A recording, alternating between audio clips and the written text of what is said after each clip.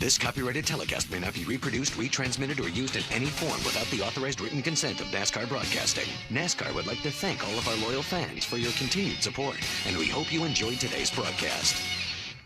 For second spot up high. Oh, trouble on lap number 1 as the 18 car is at contact. There is the efforts of Eric Almirola and Shane Huffman, who led laps here last November in the Busch Series event, also has significant damage, as does the 33 car. That is Tony Raines. Yes. You know, early on, you're just looking for some kind of grip, and it's very tight out there. Oh, Shane Huffman, looked like, I don't know if he locked up the brakes getting in there, if they just slowed down in front of him, but looked like he got down off the racetrack. Looks right around the bottom now and able to get back to the throttle. I found it interesting how many people were talking about, and it's a common complaint here, car won't turn in the middle, but I don't have great forward bite off. And as a crew chief...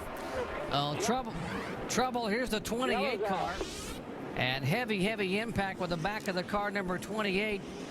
And that is Johnny Sauter. Pretty good. Sorry. Boy, you don't think you're going that fast at a 1 mile racetrack until you see how hard that hit is in turn 1, and the whole back of the car is just almost shoved away. I'm gonna go, did he get some help, and did he get some contact from behind? Yeah, we see the 6 car of David Reagan gets into him. Yeah, just right in the back of him. I can see why Johnny might be a little upset with that move. Definitely got help. Yeah, he wasn't really doing anything wrong. He might have been, you know, obviously he was a little slower back to the throttle, but... The track, so let's get up to our booth. Doc, DJ, and Andy, our guys. All right, thank you very much, Eric. Bobby Hamilton Jr., the Team Renzi car, involved in an incident, bringing out caution for the 4th time. Bobby, a former winner here back in 2003. Heavy damage on his McDonald's machine. Let's see if we can see the contact. Oh, it looks like Ward Burton gets on the apron and gets loose, corrects it up, gets into Bobby Hamilton Jr., and hard impact there. Ward Burton, one of the veterans here, driving for Bruco Motorsports. We'll watch the impact again from across the turn. Yeah, sometimes you can use that apron to your advantage. A lot of other times, 10, that would be a net gain, and that's what they're looking at. Oh. Whoa, that won't happen there. Contact with the 5 car. Wreck behind you. Caution's out. And Kyle Busch comes right across in front of David Reagan in the front of that car number 5. That brand new car is essentially gone. Well, we won't see how that strategy plays out. That's not what I don't think that's what they wanted to have happen here. A lot of times you're on the inside here and you're trying to beat that car off the corner. I don't know if he thought he was clear. Yeah, exactly. It happens a lot. Kyle Busch just thought he was clear and really had that momentum, and not sure if he even thought he was clear. He just couldn't do anything about it. He was in a position that he was trying to make that pass, and he moved up a little bit. And finished better than 24th. He's looking to change that. We have a caution on the track, guys. All right, caution. Here's Todd Cleaver in the 16 car. A 3M machine going around and bringing out caution for the 6th time tonight, and that will sort of put some of this strategy away, because they will be able to make this final pit stop under the yellow flag on pit road here. See what happened to Cleaver here up in the corner. Looks like he got a little bit of help from the 41 car, David Stremme. Stremme had moved into the top 10, and he was wanting to get even a little further, a little quicker. There's a lap down. There's the first car lap down right behind the 42. Whoa, and there's contact between Montoya and Steve Wallace, and Wallace goes around, and Montoya just... Watch it, come on down. Great job on Juan Montoya's part not to get involved in that. Real close. So the 7th caution flag tonight will come out here on lap 143, and Steve Wallace... Clear that left rear. Got to get it next clear that left rear. Make sure the left front's okay. And the Home Life Communities Dodge, he was the first car a lap down, trying to hang there. Yeah, he gets in the left rear of Montoya. Montoya does a great job not to hit the wall or spin his car or hit Steven while he's spinning, but did cost him a little bit. Down on the apron, so he's doing everything he can. Caution's out, turn 3. Caution's out, turn 3. Wave at 20 out there. The 16 car of Todd Cleaver, the 3M machine, up against the wall, bringing out caution number 8 here with less than 50 laps to go. Pretty good, Eddie. Just sorting it out pretty good.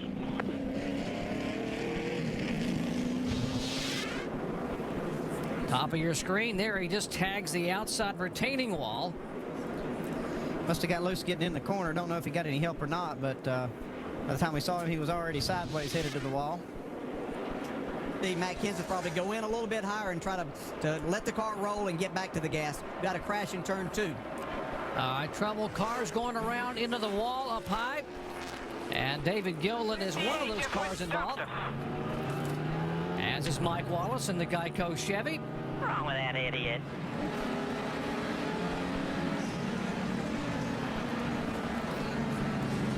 We'll put our last set of tires on. Show you what happened here coming off the corner. 25 of Gilliland enters the corner behind Montoya. Looks like he got a little bit of help from the 47. Yeah, John Wood. He might have wiggled a little bit. John Wood back in the gas pretty hard. You can see Jeff Burton closed in just a little bit. Now we have a caution, though. Well, we have a crash with the 90 car. It looks like he's been into the wall. And Stephen Light, heavy damage on his Ford Fusion. And now the caution does come out. Debris all over the racetrack off of the tire unraveling from the contact on the right side of Stephen Light's Ford. And I know Clint Boyer is not liking that, because that's where he got passed last time, was on the restart. He worked all that time to get around Matt Kenseth, and now he's going to have to try to hold him off here in the last 10 laps. And Knight with the 90 car. Oh, looks like he had a tire go down. Yeah, that hurts. Yeah, that does. That's a hard lick. Clear by 2 or 3. Right there. Good start. Rhythm now.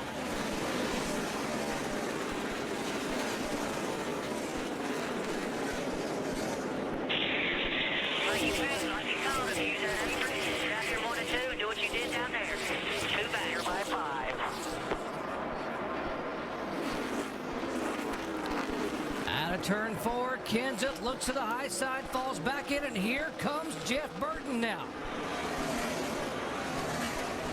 The Boyer blocked that first attempt off of turn 4 there. Matt Kenseth had a really good run, and we could have seen the exact same thing that happened earlier in the race between Kyle Busch and Ryan Newman, but I think Kenseth backed out just a little, and obviously Clint Boyer had just a little bit more room.